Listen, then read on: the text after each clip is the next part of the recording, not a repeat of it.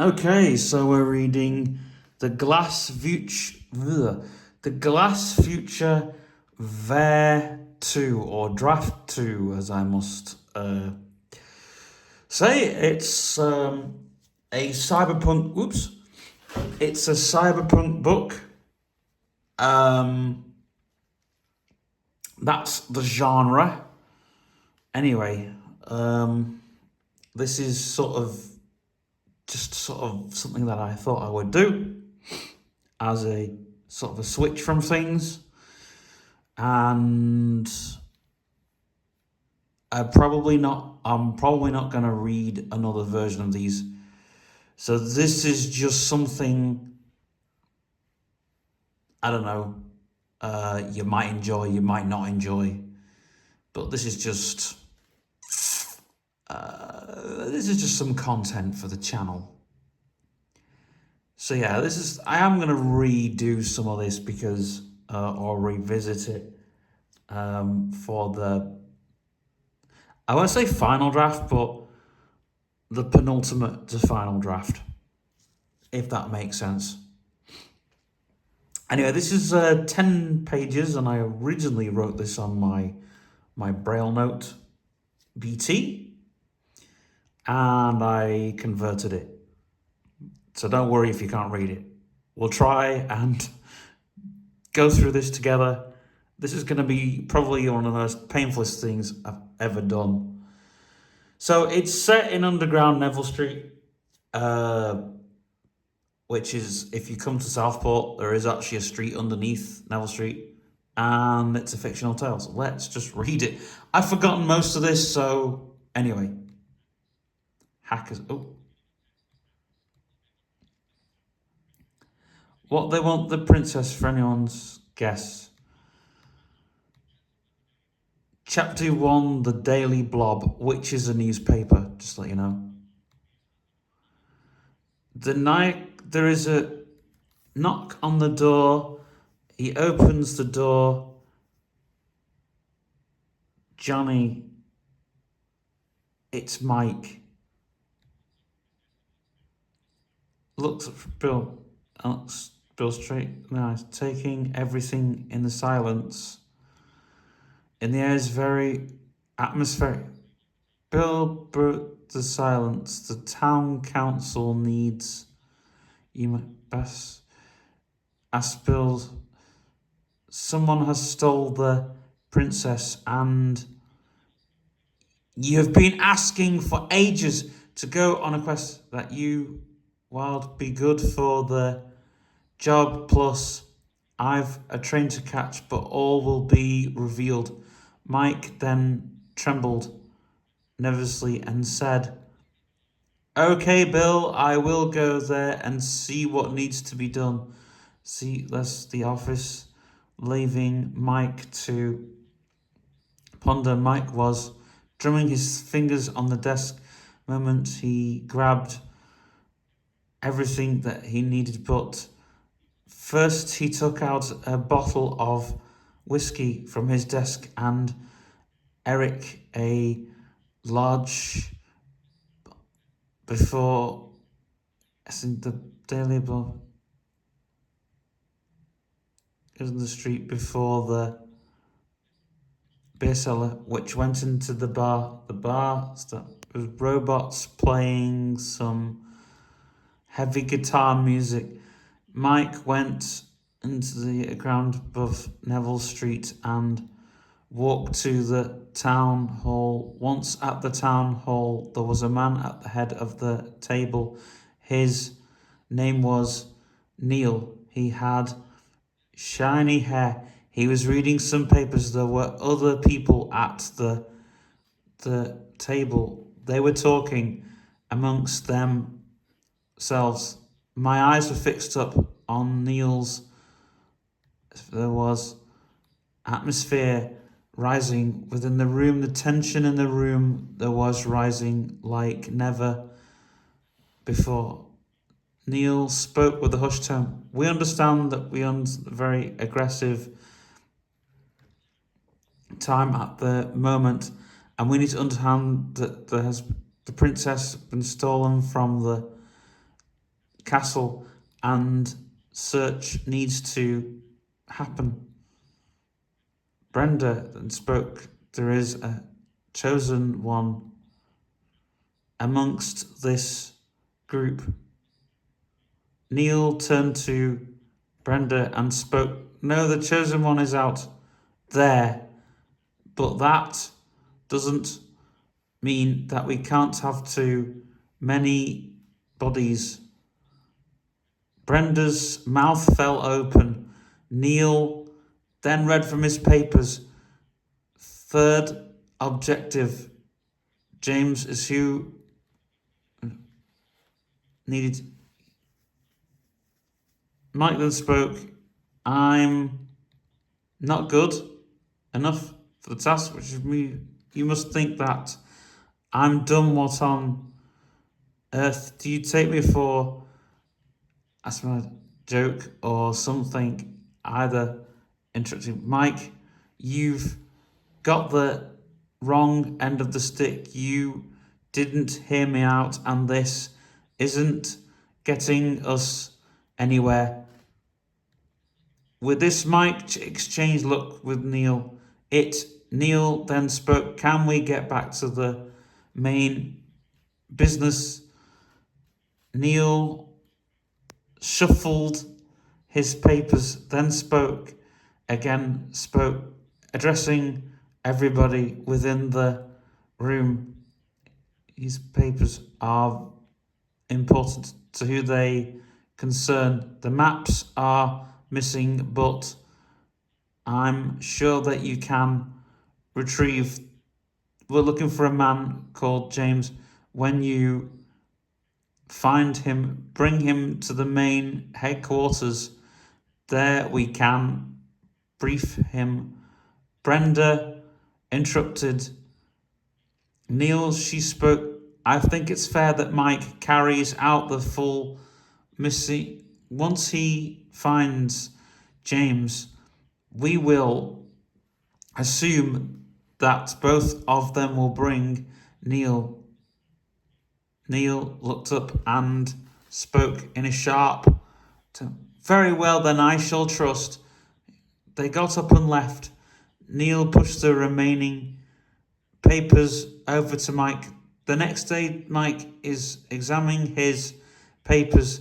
He reads about a place called Ford 22, Sharp Turbo, and Matthew Turbo is actually me, but anyway, we'll carry on.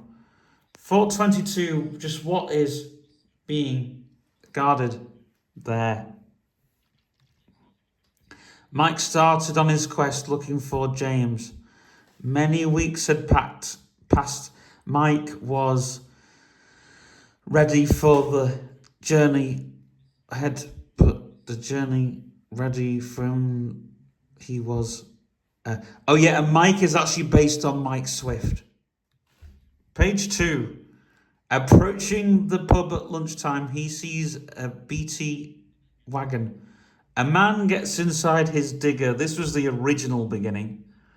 Some repairs to the phone lines below when he smashes a window of the Daily Blob. He gets out of his digger and climbs down the manhole. Mike follows him down, but he doesn't find himself in the Daily Blob. He's in the furniture shop. In the furniture shop, they were crawling. Arrived in the dark, he's following his fingers, and faster he moves, swifter like a rat. He moves over the furniture. James was looking around for the door.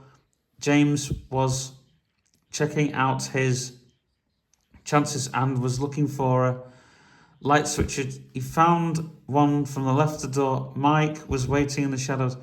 Mike could hear his breath. He could also hear his own heart beating like a drum. It was as if everything had paused for that moment. Everything was still, but not for long. James had found the door and was wandering into the street furniture shop, and he crossed the street to the Daily Blob. Mike had paused and was holding back till he knew it was safe to come out from the furniture shop. Mike was fatter than James, but he was slow. James checking out the building. Across the street, Mike decided to make out of the shop and the street. Mike was watching James. At this point, Mike decided to break the ice. He approached, but it was, and he said, "Hey, bro, how can I help you?" James was shocked, but he turned around and said, "Yeah, Mike, could you some help?" Mike replied, "There is a shop just these ways, let go." James replied, "Sure, could use me some coffee, like a walk to the coffee shop under the street." The ambience was in the air once. Inside the coffee shop, they grabbed the cup and sat and spoke. Mike sat and said, "My name is Mike. Please to meet me." James then shook Mike's hand. James spoke and said, "My name is James." Mike knew he had the man he wanted. "Hey, bro, if you're the person that I think you are, then you're just the man for the job." James took a swig of coffee. Then he spoke, "Name your pre and could be of service." Mike then leaned in. He locked his eyes on James's and spoke softly. "Okay, then you need to get to Fort 22 and see Sheets Princess. She's been taken from the castle and the council needs your help. And also you need to find a map which will help you papers." Interested. James fell silent for a few minutes before he spoke again. When he did, he replied, "Mike, just hand me the papers." Mike spoke, "1 condition, that I help you along the way." James sat and thought for a while before he spoke again. "Okay, I will. You two accompany me on this quest." And they both left the coffee shop. Mike and James walked along the street when they saw a very tall man come out from the shadows. He was holding a rifle in his hand. James walked towards him. Mike whispered to James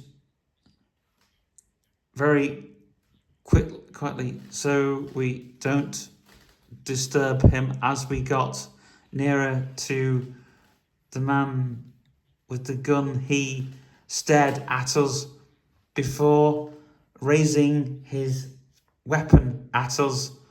Before he had chance to run, the man with the gun open fired. Mike, thinking quick, and he kicked the rifle out of the man's hand and got into the shadows, firing the rifle within seconds. The man was dead, lying on the floor. Mike was speechless.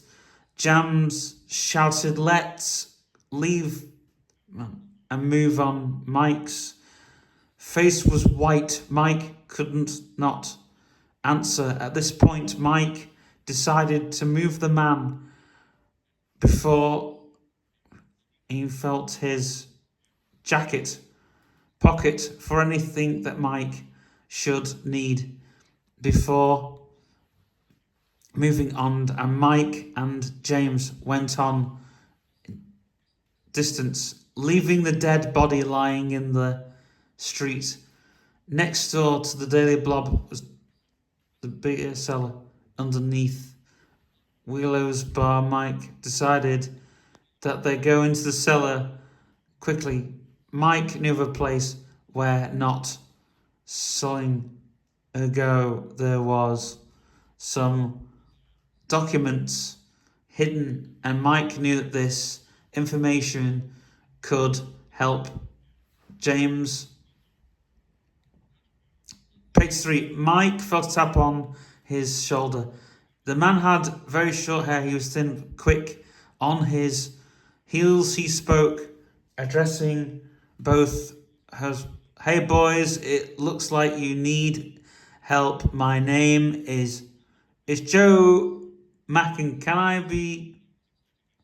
He was ecstatic. He turned around and said, Joe, my dear friend, do you know of where we can get to Fort 22? Do you also know of where we can get hold of a map?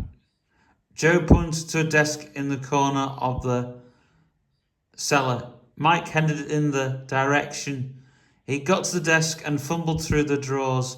He was a few minutes before he found what he was looking for. Mike looked at a stairwell which led up to the bar. Mike could hear the music and the crowd from above, but he needed to get back out into the tunnels so he could slip away quietly with James so they could go on the quest to rescue the princess from Fort 22, I must add.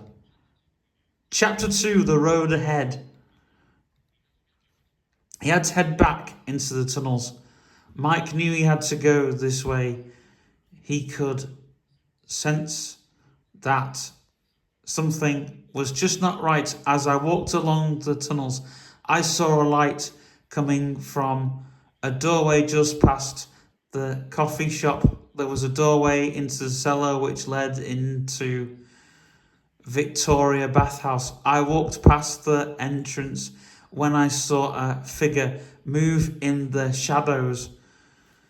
Something which made me turn. The figure wasn't very tall, but nonetheless, he must have wanted something because he shouted, Martin, is that your figure? You can bring me my screwdriver back.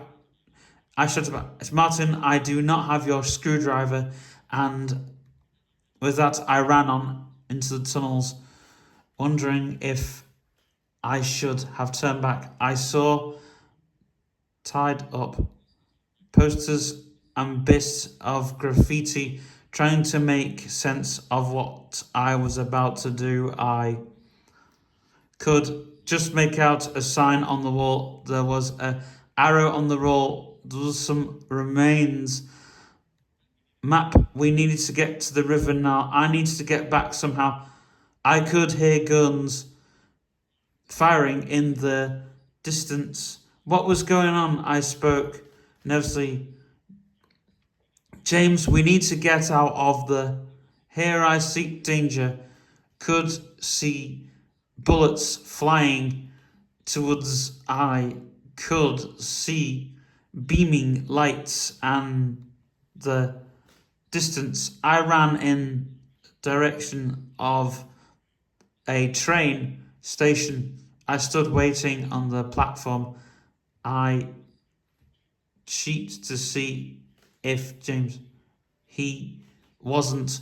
I ran back to a street called Archer's Street. There was two guards with guns pointing at James's face. I knew that trouble staring us in the face.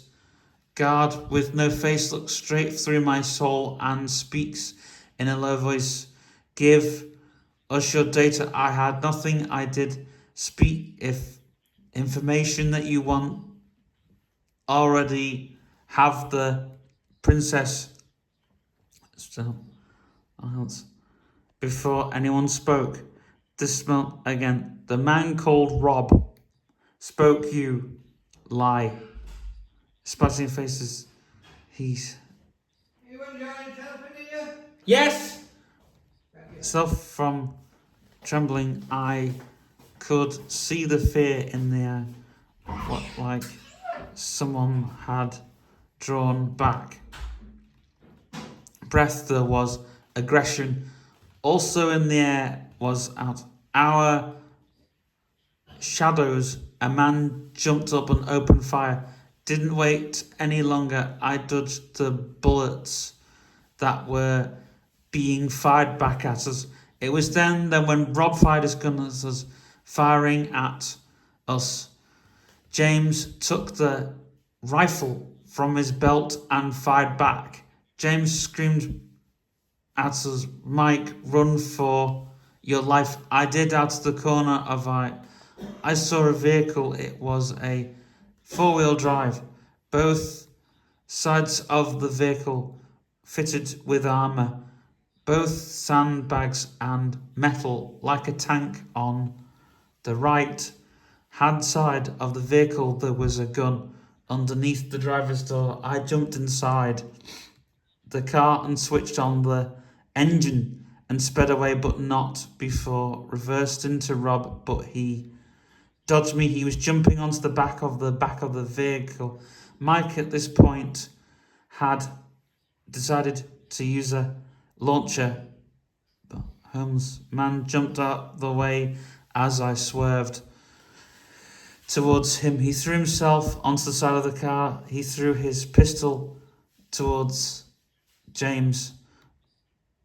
James picked up the weapon and thought Rob was waving. Rob tried to leap for his weapon, but he was too late. I reversed over him, but his colleague, Ross, was standing in the shadows. Page 4, waiting for his chance to pounce. Oscar, the homeless man, jumped into the car before Ross got a chance. The car sped off into the shadows with Oscar and James safely in the back of the car. We needed to catch this train. If we miss a train, this train would have to find another way. To get Lord Street, we were driving along a quiet road, could not hear, and we must have been. The adrenaline had rushed to my head. We were getting very near to the station. When we were inside the station, I could hear sirens, but only just. We were now facing a new problem. Missing our train, one problem. There was something else looking for us to take us for our doom. I gritted my teeth and gripped the steering wheel. I hit the brakes and jumped out the car, taking a pistol with me, shouting, if anything happens, get yourselves out. I left, running for the platform, to be met by my horrors. At the gates there were two men, dressed in dark grey suits. Eyes were searching it. Was this time I had to do my worst? I shouted, come and get your meat, the bait is here. There was something in the cold and stagnant air which caught us. Were they also picking up something from my cold, sweaty face? There was something lurking in, but I couldn't tell what. At this moment in time, the air might have been still, but there might have been something but quiet, right and out of place. What if there'd been nobody? Could be sure what could be. However, I had to do something, and quickly. Then I heard a train approaching. The train was very loud. The train came to a halt. When things took a turn for the worst, the man at the gate turned towards me and fired his gun. There were screams of shock and grief, and I turned around to see James. I looked back into the tunnels. before I faced my doom. Ross then spoke. We have been after you for a long time. Dropped his, then signalled to open fire. James grabbed me and pulled me towards the train, screaming, "Mike, I will help you. Don't you think that we should get away from trouble?" Mike was not listening to James. He jumped off the train and fired his gun at Ross. James turned towards Mike, pushing him back onto the train. Mike may be slow, but he was a quick thinker. He ordered James to get us out of this sticky mess that we were in. James was not on the train. I waved to Mike. I'm reading this for a video. Huh? I'm reading this for a video. This is my book. Is it? Yeah. No, what Are you have in? you written? Yeah, yeah. Oh, you bloody hell. An author. Yeah. Ooh, that was- Where were we? Telling him to lie low and stay safe. The train was off and into the distance. Another one, but I was past caring at this moment. I knew that there was a task to be at, and following it through and Challenger, but it was all part of the journey. I went up to where Ross was stood. I grabbed him by the throat. Oscar came and kicked him from behind. Then I helped Ross to the floor. I took his phone from his pocket and threw it onto the train lines. I had taken the battery from the phone and stowed it away in my pocket for safekeeping.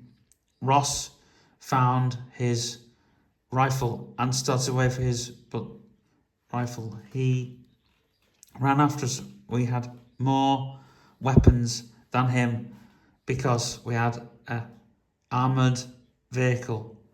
Ross ran after us, gaining pace.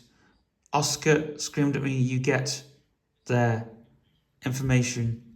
I looked back to where the train had come in, and then I looked at the gates before taking the air, and I was trying to take everything in so I could get data from somewhere. If I was going to fight back, I needed everything. Ross was now looking after me if he could sense my next move. I knew that he was looking for something. His eyes was looking to me. You could feel that cold look. The face was blank, but something there, and it didn't feel right. My blood was pumping at that minute. I drew my pistol and fired 6 bullets. He dodged each bullet before he did anything. Was he playing slow now? If he was, another shot would just be the ticket. But before I could pull the trigger, Oscar came behind me. He screamed, "Hey, got any more clever ideas? Are you asking for bother?" I shrugged. Before pulling the trigger, I knew what I had to do, so I pulled the trigger again, this time to get attention. Ross then got his machine gun and fired his bullets in our direction. I dodged each shot before diving behind a pillar which was 3 feet away. The cold led to the aggression which loomed in the air. I came out from behind the pillar and ran at Ross. I swung to punches as he waved his weapon at you. Could smell the aggression in the air. It smelt like smoke, even though I wanted to kill Ross. I wanted his information.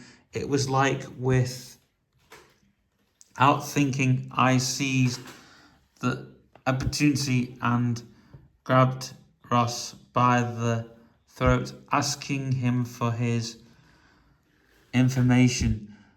This Ross spoke in an aggressive manner. I have been reading your thoughts for a while.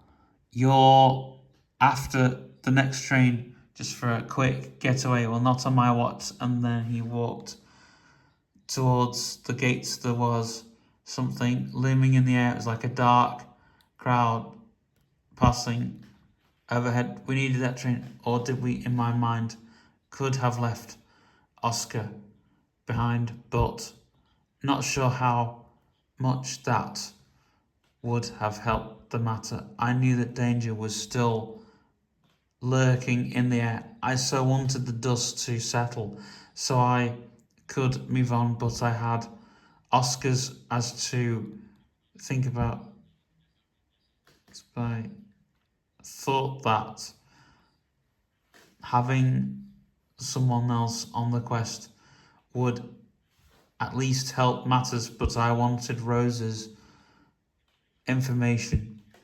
I forgot Oscar and ran towards the gates. I waved my gun at the gates. I saw that Ross had gone through. I could open the gates, so I tried to find a way that I could get over the gate. There was also two barriers. I trailed around barriers before trying make attempt to climb over the barriers. I threw myself over and ran after Ross. I could only see a silhouette of him. I managed to get over him. I lost him as he turned down a narrow path and ran into a very large office building. My breath was panting like a dog, but I just kept on going through a revolving door and found myself inside a very big hall. To the right, there was a very long desk. To the right, and doors on the left. To the east, there was two doors which I ran towards. I got through that door when I saw a face which could recognize, but I just kept on going. It was like someone had put a tape on high speed, kept on running. My heart was pounding, my blood was thumping, the adrenaline was rising in the air. You could see and smell, feel aggression that was in the air. I needed time to think, but if I stopped, would lose Ross. I got to the end of a corridor. There was a door facing north to the west. There was another door. I took my gun out. I was sweating and my heart was racing. I examined the door facing north before going to the door facing to the west. I ran through the door, holding my gun out. I heard a voice in the distance scream, "Stop that mole, he's after something." I pointed my gun towards the direction of where the source of the voice, where it was coming from. I learnt that someone had found my whereabouts and was after my ass, and this was because I wanted Ross's information. I was still going to get Ross's information, even if it killed me. The person which spoke running at me, a slim man with white trousers and a dark jacket and dark glasses, watched my every move. I waved my gun in his face, demanding if he'd seen a man called Ross. He said, "No, I've not. We don't want rats like you. Go before I have you meet." Shooed me away, but I waved my gun, screaming, "Your ass will be sorrowful." I shot him in the arm to put him unconscious. I ran on, leaving a bullet in the man's arm. Before I ran, I took his dark sunglasses for Ross. I then heard footsteps behind me. I turned around, seeing a girl with dark, mousy brown hair. She was on me. I could hear her breath. She spoke, "Hey boy, we don't want you in these parts, but if you're going to find yourself useful, then you can disperse my communicator." So, fine, I snatched the communicator, then ran off into the shadows. I did not care what this place that was until I saw what intelligence department of the thought orders.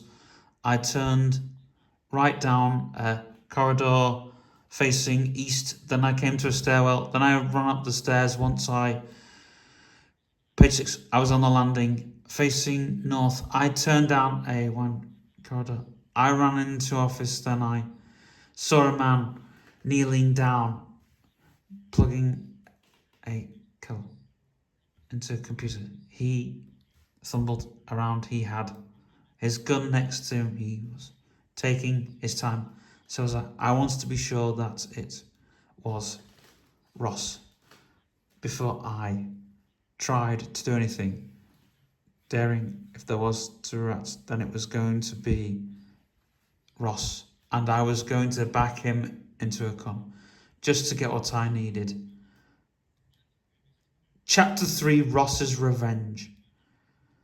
He had loaded up a document on his computer. He started to type away frantically before he got to his feet and walked over to the coffee machine. He could tell that I was there. He just didn't want to acknowledge me. I was going to show that I was going to get my bait time.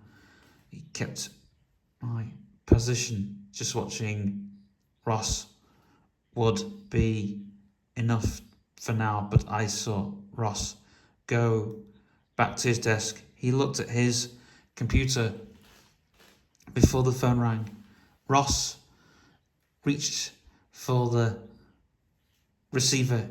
He spoke, "Hey man, I'm on some serious stuff." The man on the end phone, Frank, who was weird. She spoke in a panicked voice. "Frank is not moving. He's lying on the floor with a bullet stuck in his arm. He's lying on the floor." She was sobbing. Ross'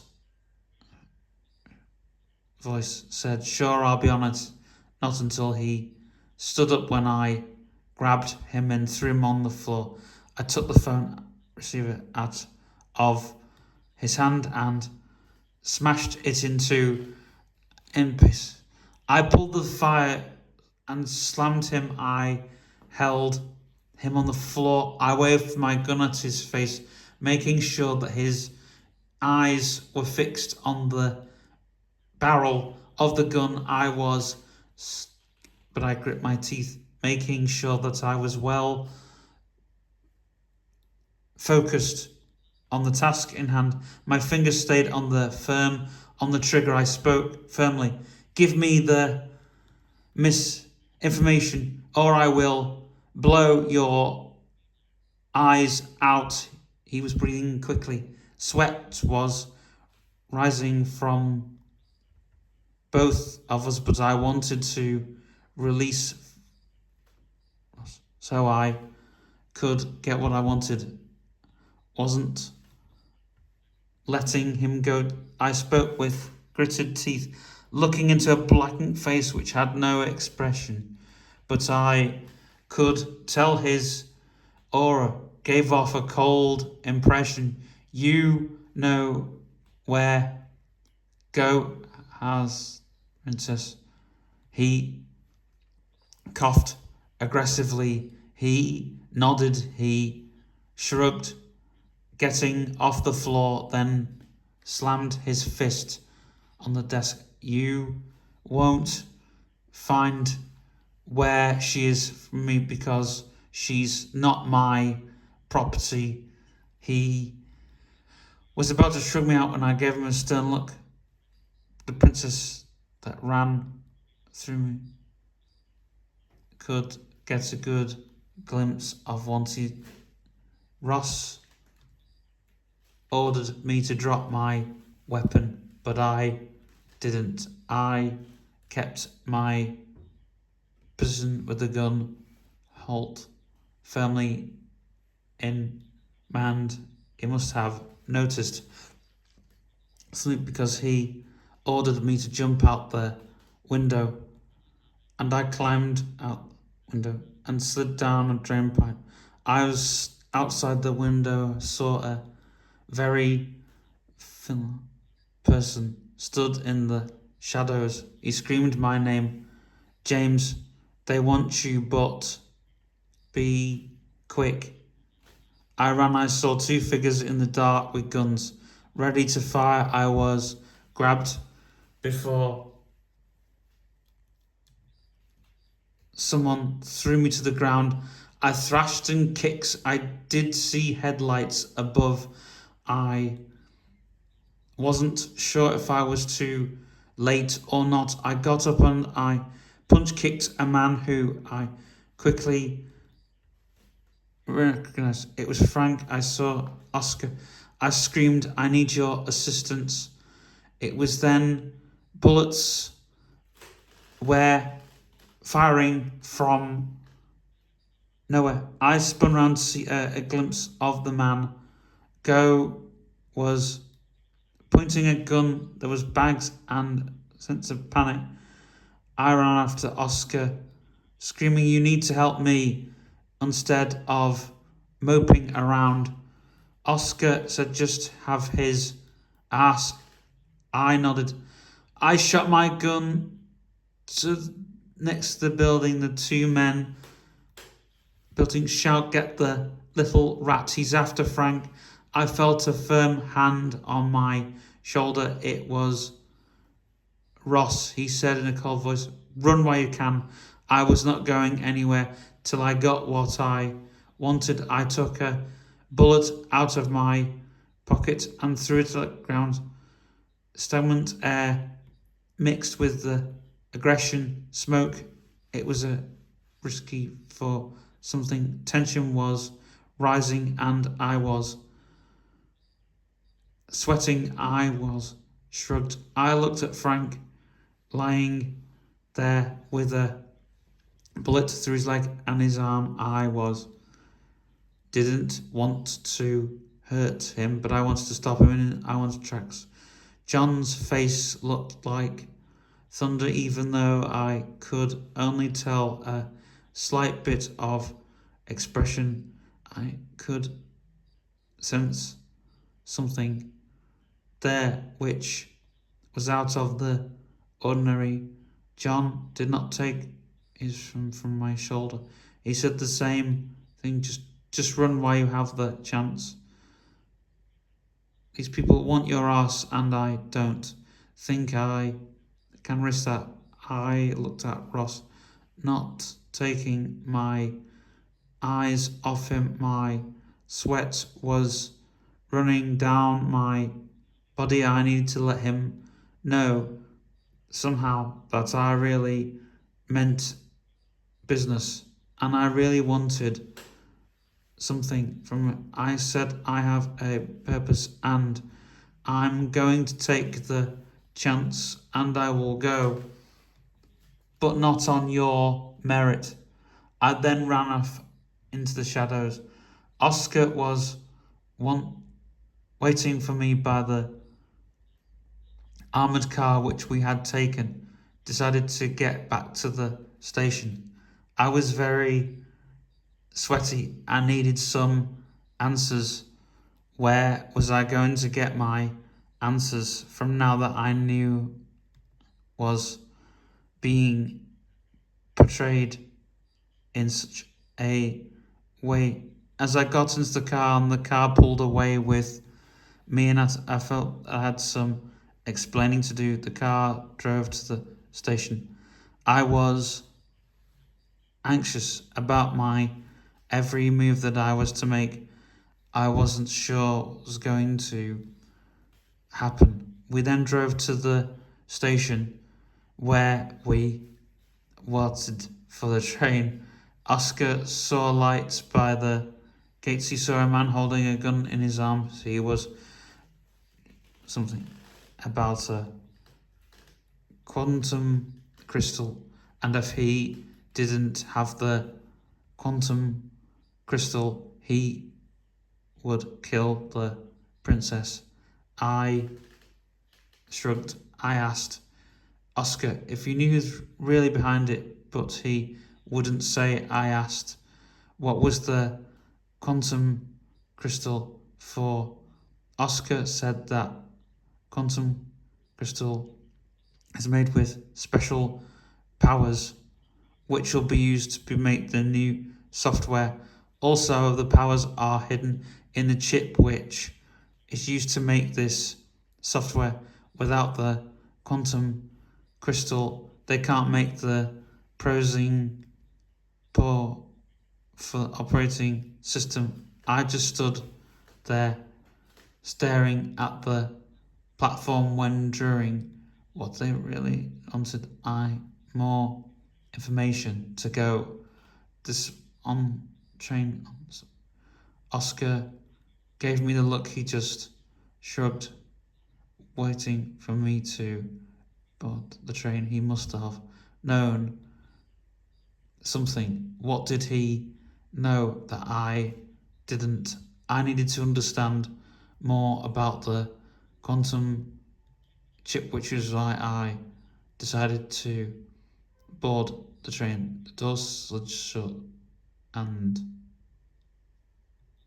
off the carriages were almost bare until I very long jacket. He looked old, but his face was young. He looked like he had lots of life in him, wearing dark places.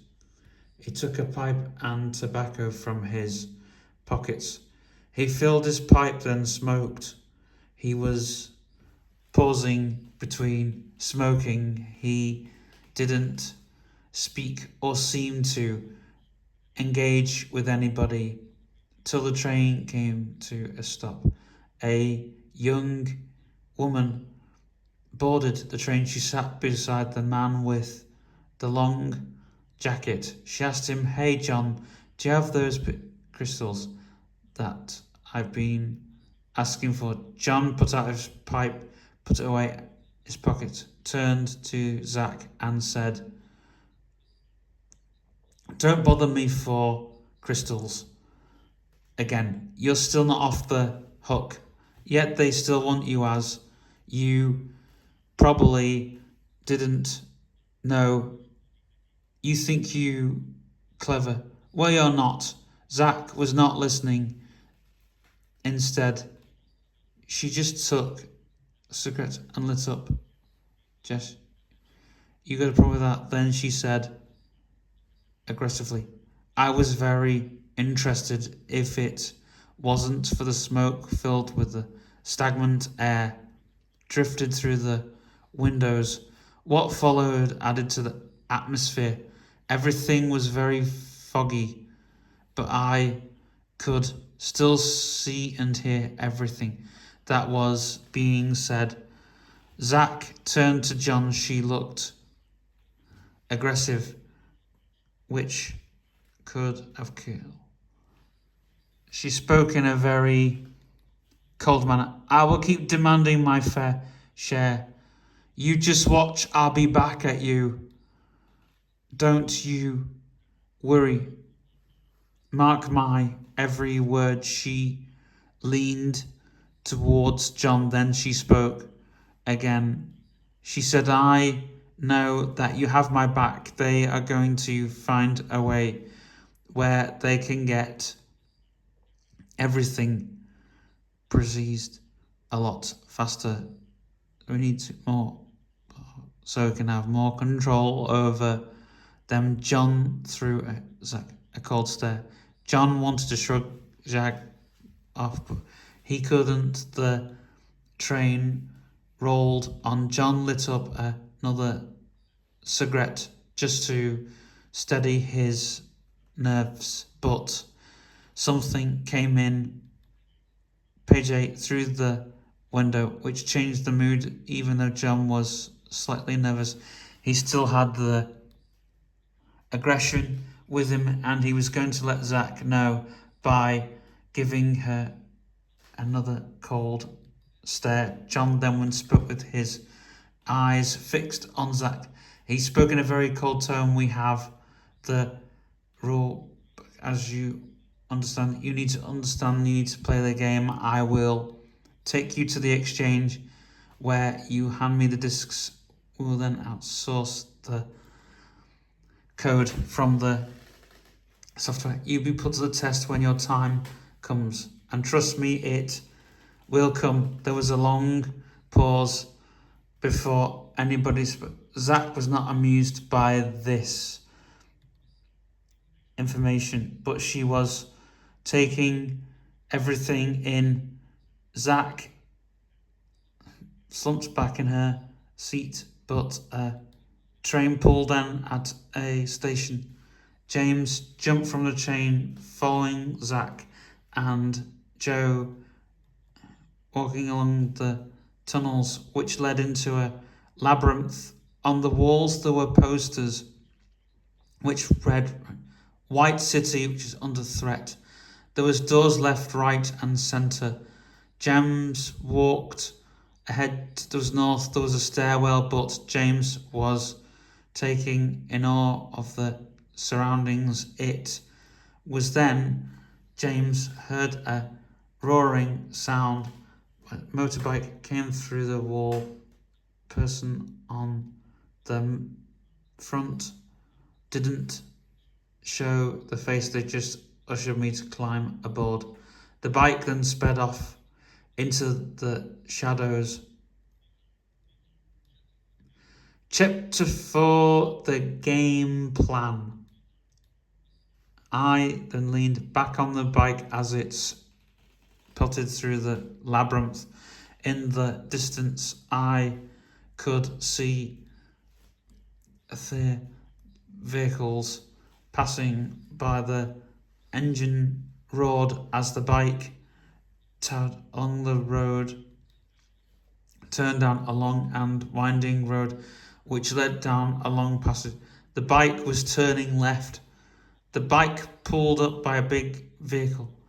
The door and the man in the back of the vehicle was very irritable. He just jumped out of the vehicle like he didn't know me and ran along the road.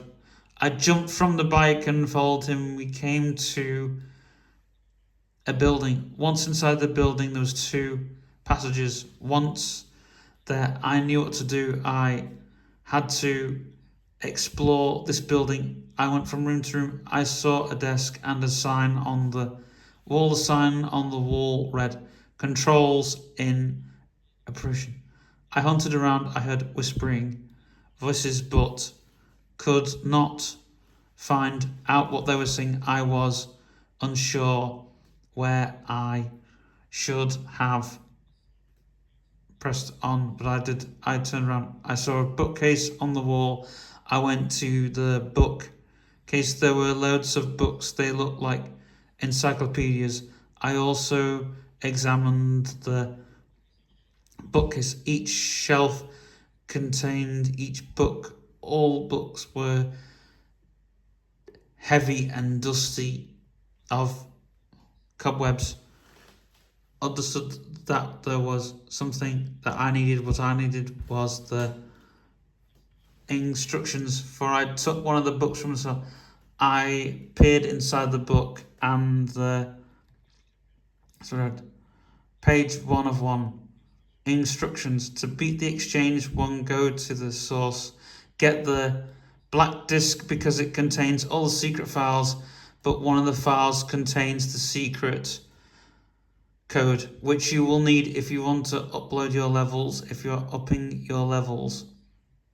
Beware of the power lords, because they're full reign, because they can take control anytime. They want the power. would need to be overthrown when you have each stage. You will be granted a skill, Cotton Lords, which gets granted. I slammed the book shut and hid it on my person. I thought that I could see something or someone from the corner of my eye. The place where they came from was very dusty. I moved away from the wall which the bookcase was leaning against. The bookcase had slid away, revealing a secret door in the shadows. There was a passage and a figure was stood watching. I decided to see what they wanted.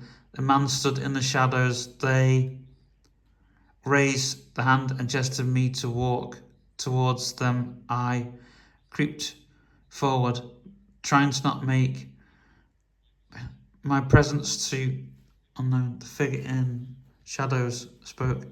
You wanted that if you're up to the job. I thought for a while who would want to meet. Did they know that I have the instruction book? Without thinking, like a switch that had been flicked in my brain, I said, "Count me in." I did not let on that I'd found the instruction book. They beckoned me to go with them. I walked in shadows. I looked at a door to the east, the door that was behind me. Closed shut, I didn't turn back. I headed on. I felt a tap on my shoulder. They were. And carry on. I found the figure's eyes were fixed on me. The air was damp and there was a stagnant smell. There was dust in the atmosphere, a feeling of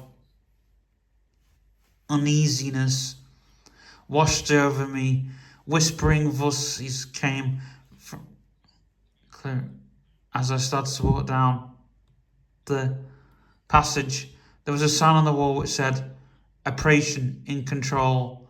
Where was I? This place very dark, and there was whispering all around me. They were saying crystal was ours. They were talking about the crystal that the princess had. I will be a part of the game. The tall figure must have read my thoughts. He told me that people could read our thoughts when we got into the certain parts of the street, and the man whispered whom I was speaking to was called Matt. He must have sensed something because he pulled me down a stairs corridors before taking me to a room. He sat me into a chair, then took a needle from his desk. The room was very big and very bright. Shoved a needle in my neck, then told me to stand up. Felt cold. Sweat was pouring down fast. He took hold of me and held me over it. I threw up then. He diced cold water over me from a bucket. Then he pushed me into a chair, then left the room. When he returned, it felt like hours. He ordered me to get up, yelled. I did nothing. I tried to sink into the chair. Get up, he spoke, slowly pausing with every breath. I felt like something or someone was holding me there. I knew I had to try. I didn't want the game to beat me, so I tried to make every effort to move, pushing my legs could move from the chair. When I finally got myself out of the chair, I spoke again. We know you. I moved up to the desk. Mars spoke. We have the man, we have job left. Then pushed a glass of hot liquid into my hand. It was in a glass size of a test tube. Mars ordered me to drink. I did. The hot liquid from the glass burned the back of my throat, but it made me hot. Mars ordered me to get some rest, then pushed me back into a chair before exiting the room. Again, it was ours. Before he came, we entered.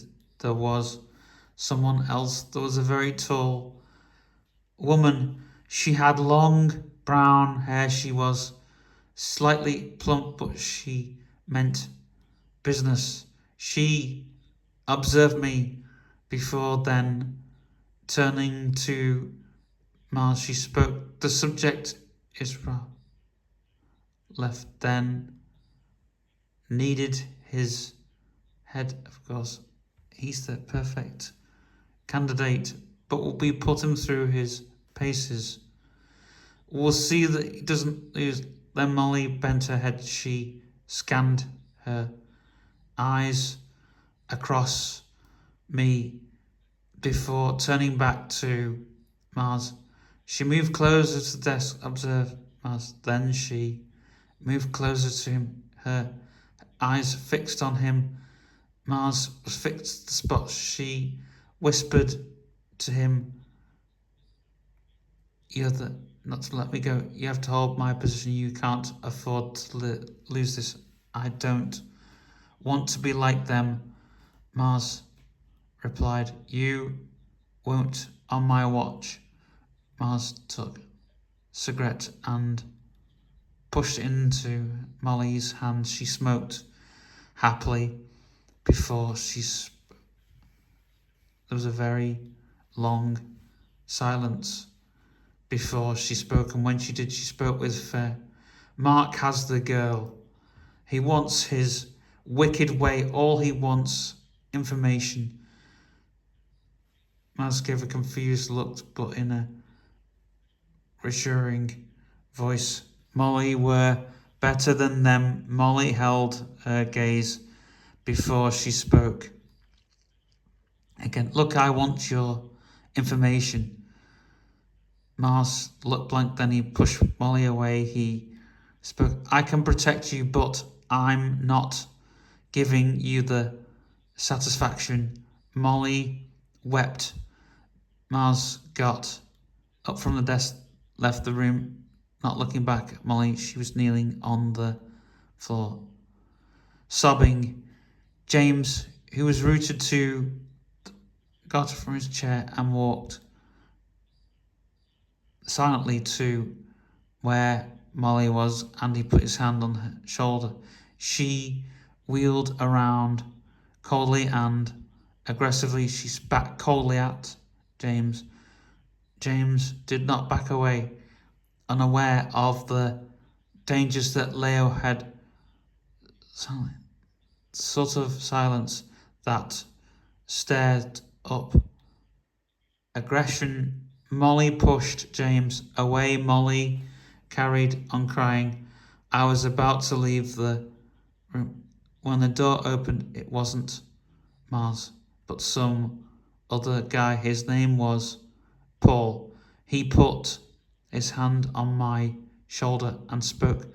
"The game wants you now. The course has been prepared, but don't think that things will be easy for you now. We know that you have vital information. For when the time comes, this will be us. For your services will be required. When needed, I stood like a machine. I walked towards the man who spoke to me. I was told a car was had my name on it. I walked to outside where the street. I saw a long black car with the headlights beaming brightly. I jumped into the car. The man in the front handed me rifle, and the man in the front of the car said, "Hey kid, you're going to need this." I just stuffed the rifle pocket. The car sped away into the shadows. I was pinned to the back of my seat as the car sped along the streets. The man in front said, "Hey dog, stop the car." The driver jumped on the brake. The car stopped violently. The man got out the front of the car. I crept out the back car and followed. Once outside, the man was walking into a very tall building. The front of the building looked gothic, but there was something about this building that Georgian windows were weeping out time which washed through the door. We were pointing. The building looked like wasn't happy with time moving on. I followed the man through the door. Once inside the building, the man signed into visitor's book, which was lying on the desk. I did the same. Before following on, he went towards a stairwell which ahead in the distance. He ran up the stairs. Then the man paused. I hide in the shadows before running on down dark carpeted corridors. Then there was a room right at the end of the corridor. Once the door opened, the bright light came through the speakers. Tonight, I tried to hide in the shadows. Then alarms sounded. I saw a computer in the corner of the room. I started to type when I felt a hand on my shoulder. When I looked up, couldn't put a voice to face, but the game has you. Chapter 5, the game plan. I looked only to see the man's face. I took the cell phone out my pocket, only to find that it had no signal.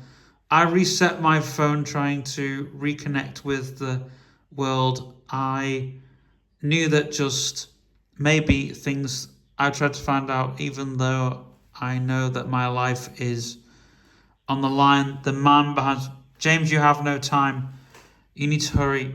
I need to put my trust in him somehow. What the man saw me, I was going to run, but not before looking at the computer in the corner of the room. So before leaving the building, I hunted around for the mainframe computer which I was going to find.